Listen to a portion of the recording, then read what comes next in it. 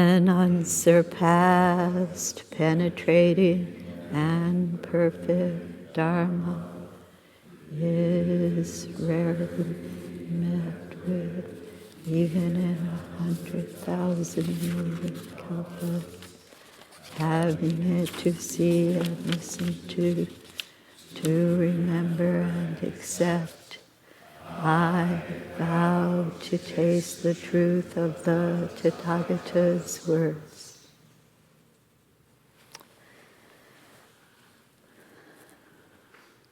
Welcome, beloved Sangha.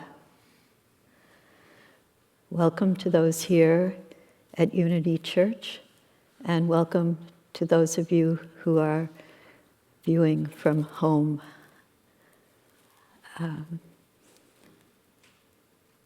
My name is Jisan Tova Green.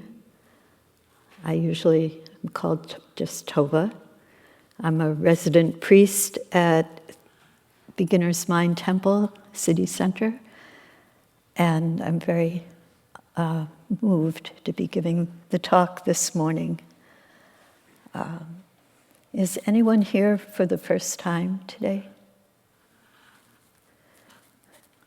Welcome, special welcome to you. So this talk is occurring on the day of a one-day sitting, and because of that, we won't have questions and answers today. Those of us who are participating in the one-day sitting are spending the day in silence, aside from announcements and this talk. And it's our second one-day sitting of the fall practice period. And our theme for the practice period is Welcoming Beginner's Mind, the title of a book that we've been studying by Galen Ferguson. And before going any further, there are a number of people I want to thank this morning. I'd like to thank Abbot David for inviting me to join with Eli Brown Stevenson and Timothy Wicks in co-facilitating, co-leading this fall practice period. It's a wonderful experience to be working with Tim and Eli and teaching together. I want to thank my teacher, Agent Linda Cutts, who lives at Green Gulch Farm, for her wisdom and encouragement. And I would also like to thank our Eno Kevin, our Doan Berk, my Chico Choku, and the church staff who are helping to make this, everyone is helping to make this day come together, and thanks to all of you for being here. The title of my talk today is Welcome Everything. And what does that actually look like and feel like in this particularly challenging week? I think some of you may be feeling a range of emotions after Tuesday's election, dealing with the ongoing wars in Europe, the Middle East, and Africa, the storms, droughts, and wildfires. Even in Southern California, there have been some fires recently, and close to home. And you may have other personal issues that you're feeling challenged by, a loved one who might be ill, experiencing conflict with a colleague or a friend. And how do we welcome such experiences? So before going further, I'd like to just invite you to take a few moments to feel your body, to settle in your body. Just notice any sensations you may be having in your body.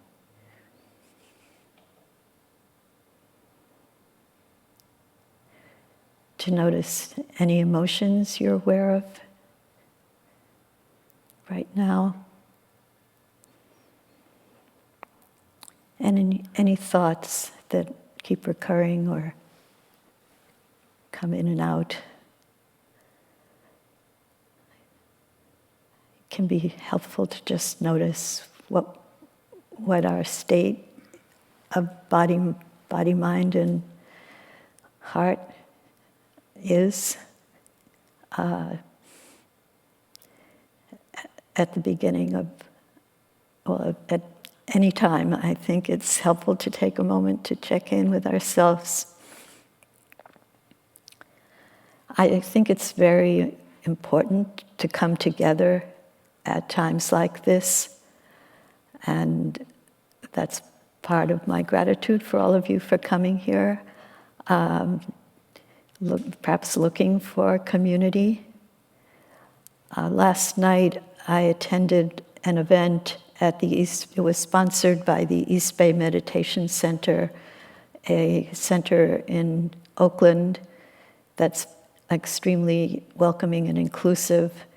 And they found a permanent home. They bought a building, and they were doing a fundraiser to turn that building into a meditation center.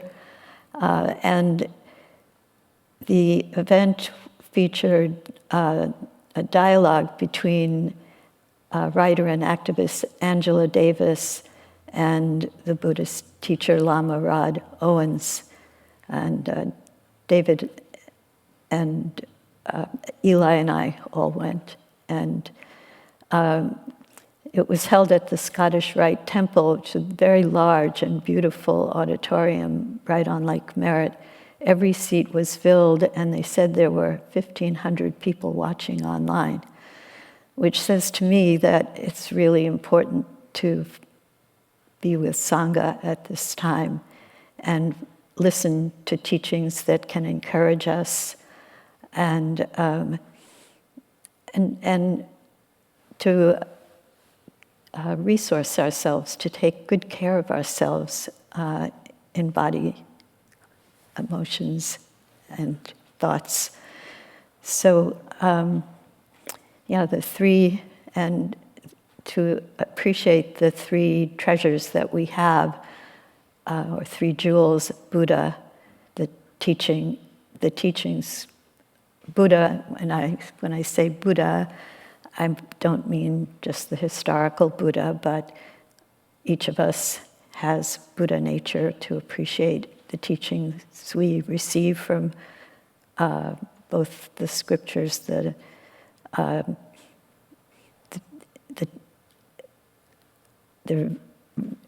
readings or study that we do, and also from community, Sangha. So, welcoming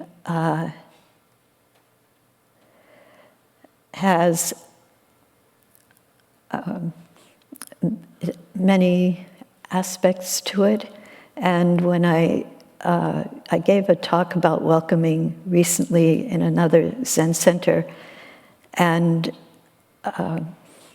when I talked about welcoming everything, someone who was going through a very difficult personal time asked, "How do I welcome something that is unwelcome?" And some of you may have that question too. How do I welcome something that I really don't want to? I don't want to be experiencing this, but I am. What does it mean to welcome everything? And there's many teachings that can help us with this. Last Sunday, I went to Green Gulch Farm, where my own teacher, Linda Cutts, was giving a Dharma talk. And she referred to Pema Chodron's book, The Places That Scare You. Some of you may be familiar with this book. And the subtitle is A Guide to Fearlessness in Difficult Times. And although it was written I think was published in 2001, is just as relevant now as it was then. And I found my copy, which I usually put my name and the date that I study a book in the front, and this was September 2001 when I got it, which was just after 9/11. And I think our country was in quite a bit of turmoil then. And I want to share some teachings from Pema Chodron's book. She starts by talking about bodhicitta. That's a Sanskrit word. Bodhi is awakening, and citta is the mind or heart-mind, awakening the heart. And she talks about what she calls the excellence of bodhicitta. And there's a quote here from a book that I still love, The Little Prince by Antoine de Saint-Exupéry. It is only with the heart that one can see rightly.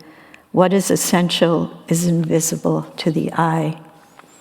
And Pema Chodron says, when I was about 6 years old, I received the essential bodhicitta teaching from an old woman sitting in the sun. I was walking by her house one day, feeling lonely, unloved, and mad, kicking anything I could find. Laughing, she said to me, "Little girl, don't you go letting life harden your heart." Right there, I received this pith instruction. We can let the circumstances of our lives harden us so that we become increasingly resentful and afraid, or we can let them soften us and make us kinder and more open to what scares us. We always have this choice. So how do we open ourselves to what scares us, or to how do we develop bodhicitta? And one of the main ways she talks about is through meditation, through our practice, through finding our strengths within ourselves and our ability to sit through physical pain. That doesn't mean not taking care of our bodies and moving when we need to, but to really attending to what we're feeling rather than turning away from it. Turn towards the places that scare us, she says. And that reminded me of teachings that I first became familiar with when I volunteered for the Zen Hospice Project. I did the volunteer caregiving training. It was my last year at Green Gulch Farm. I was living at Green Gulch and did the training, and then I volunteered at Laguna Honda Hospital once a week on my day off. And I learned so much from that experience. And we learned then about what at that time were called the 5 precepts of Zen hospice caregiving. They were formulated by Frank Ostaseski, who was one of the early directors of Zen Hospice Project. And he later changed the way he referred to them to the 5 invitations instead of the 5 precepts. And wrote a book called What Death Can Teach Us about living fully. And following my volunteer year at Zen Hospice Project, I worked there for a year, and then I did hospice social work for 3 years. My background is in, my professional work was social work. And I found these 5 invitations extremely helpful. So I'll just tell you what they are.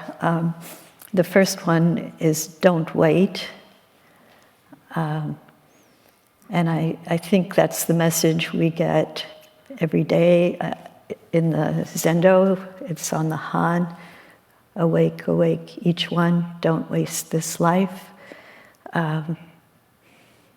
If there's something that we really feel is important to do, don't put it off. We don't know how much time we have. And then the second one, which I'm going to go into more fully, is welcome everything, push away nothing. Very similar to the message from Pema Chodron. And then the third, bring your whole self to the experience. That means every emotion you might be feeling, everything that you know or that you've learned that you can access in a situation where you might not initially know how to respond. But if you trust yourself, you will know. And bring your whole self and all that shaped you. We can't help it, actually. We are, I like the phrase, we arise dependent. We arise dependently. We are connected to everything and all the experiences that have shaped us, and even shaped our parents, grandparents, and ancestors going back farther than that. And then the fourth one is find a place of rest in the middle of things. And that can be, if you're doing something or experiencing something that's difficult, can you take a moment to pause, look up at the sky, or notice something in your surroundings that is pleasurable. And it's in the middle of a busy day. Can you take a deep breath, or schedule in some time to do something you enjoy? And then the last one is cultivate, don't know mind. Very much like beginner's mind, where you don't have all the answers, you realize you don't have all the answers, and maybe you have a lot of questions. Or maybe you're talking with someone you might not agree with. Can you cultivate don't know mind and be curious? What is this other person expressing? Rather than immediately dismissing what they have to say.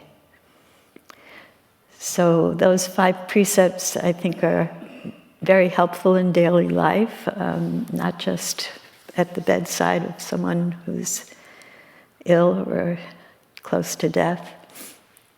And I thought I would share just a few of Frank Ostaseski's words. So he says, to welcome everything and push away nothing is an invitation to discover a deeper dimension of our humanity, to tap into something beyond our habitual selves. We can gain access to some part of us that includes, but is not driven by, our reactivity.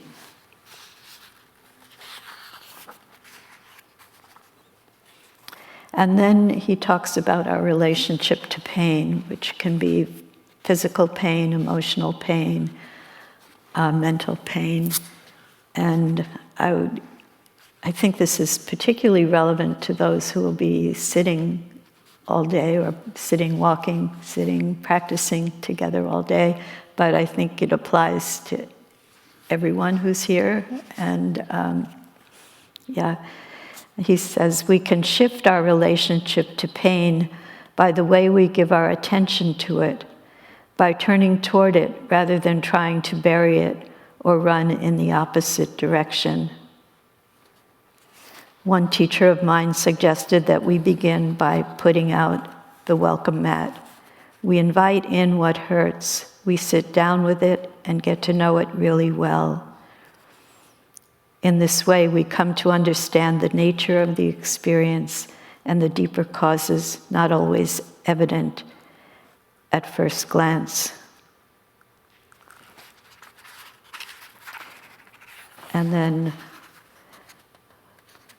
finally, in this chapter, he says, turning toward our suffering is a critical part of welcoming everything and pushing away nothing. This invitation means that no part of ourselves or our experience can be left out, not the joy and wonder, nor the pain and anguish. All are woven throughout the very fabric of our lives. When we embrace the truth, we step more fully into life.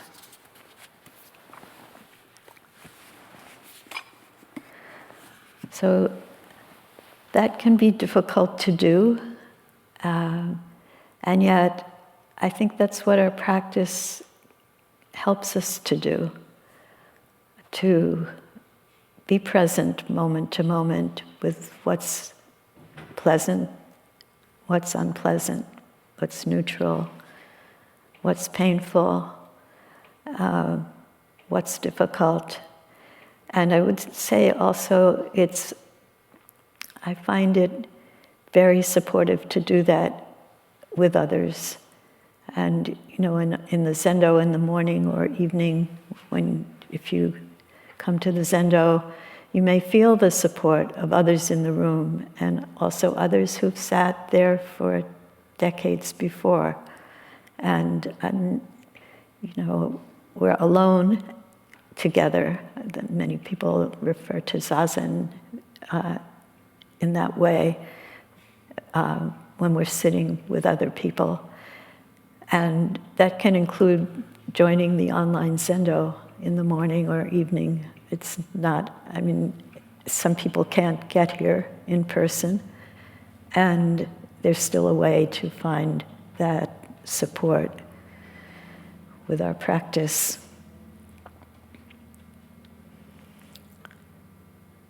So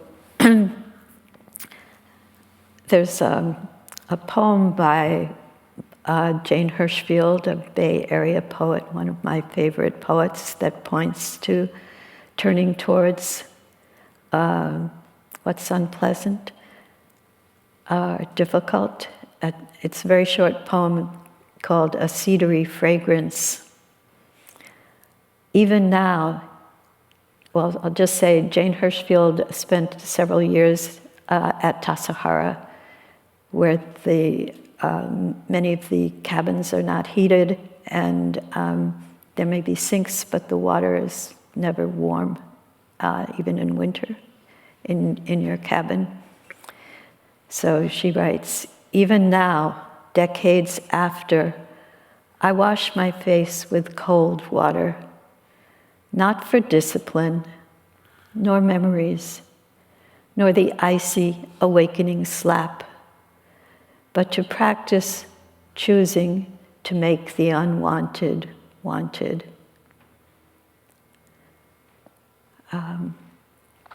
So that phrase, choosing to make the unwanted wanted, how do we do that? And it doesn't mean not resignation or giving up. It's really an openness to possibility, and also an awareness. Another really, I think, helpful teaching is that everything changes. We live with a lot of change and uncertainty, and accepting the reality of pain and suffering doesn't mean, or some of the things that are changing do change. It doesn't mean that we agree with everything that is happening by facing it. And we may not agree with everything that's facing it, and then find what is an appropriate response there.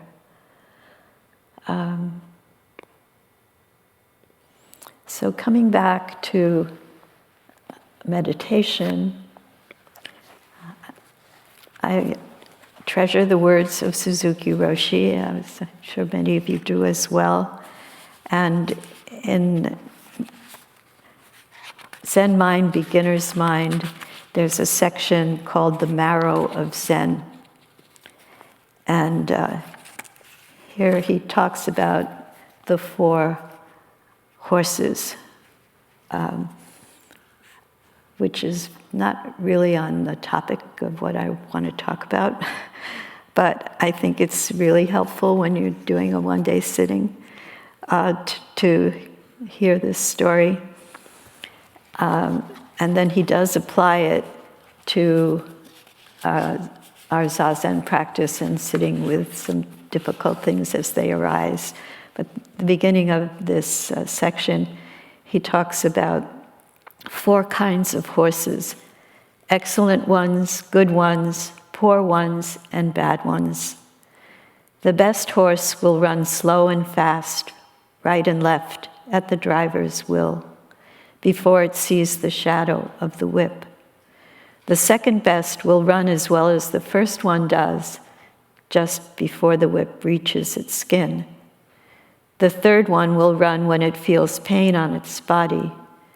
The fourth will run after the pain penetrates to the marrow of its bones. You can imagine how difficult it is for the fourth one to learn how to run. When we hear this story, almost all of us want to be the best horse. If it is impossible to be the best one, we want to be the second best. This, I think, this is Suzuki Roshi still.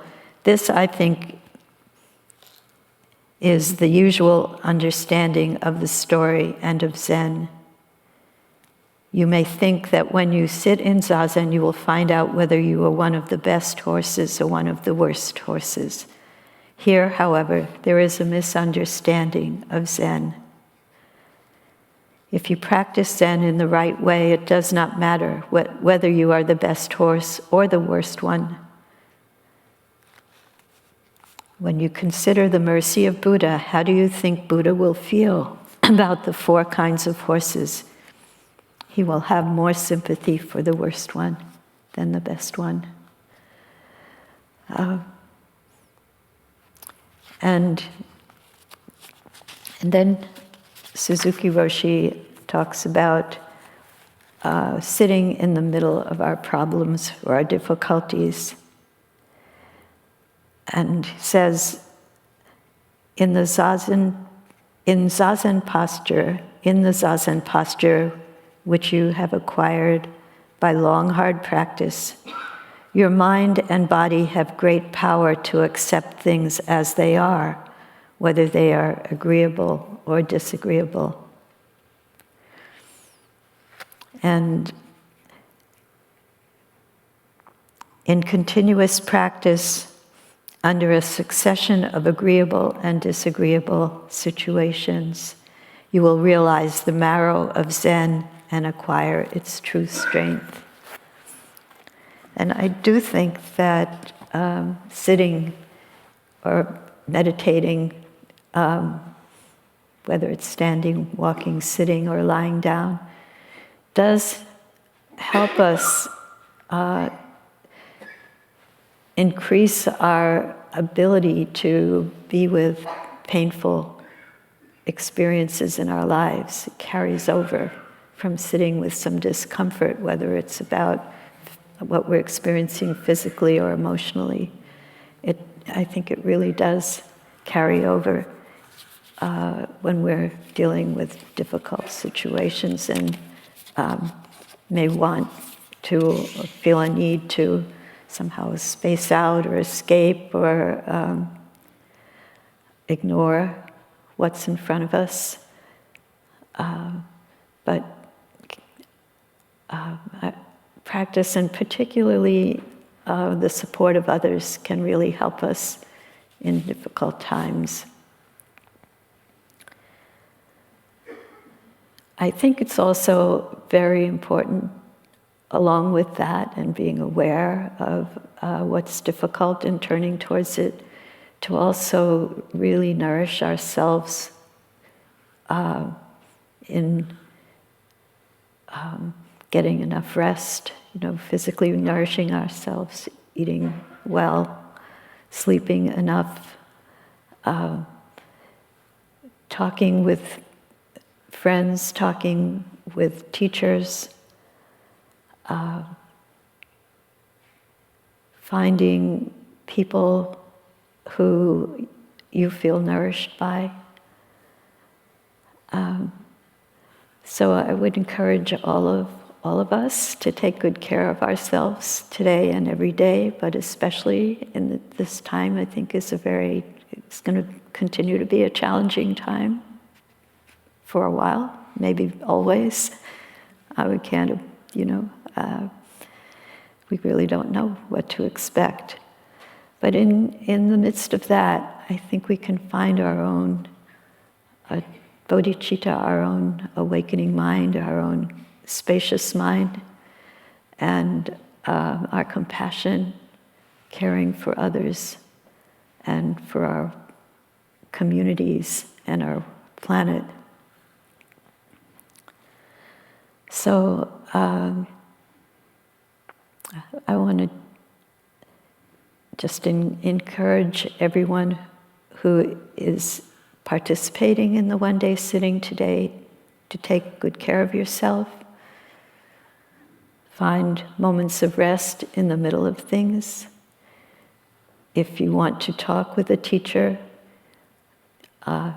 several of us will be available, and you will be able to sign up to talk with someone if you're doing the one-day sitting.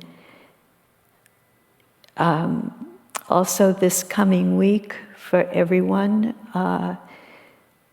Abbot David Zimmerman and I will be doing 2 listening circles, one on Tuesday evening in person in the conference center at 7 o'clock, and one online on Thursday evening at 6 o'clock.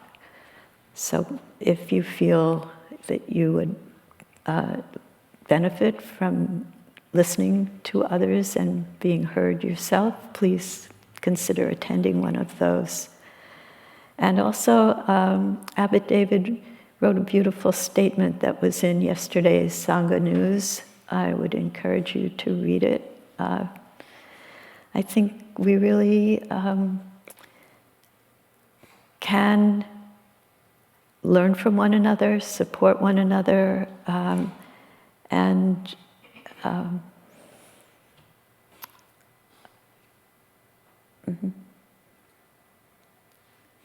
be kind to ourselves and one another in these difficult days. And if you are participating in this talk and leaving afterwards, please be gentle with yourself as you move through the day. So I think that's where I would like to end my comments today. It's a beautiful day outside, don't forget, and please cherish yourselves and one another. Thank you very much. May our intention equally extend to every being and place with the true merit of Buddha's way. Beings are numberless, well, to save them, delusions are exhausted. I bow to them. Dharma gates are harmless. I vow to enter them. Buddha's way is unsurpassable.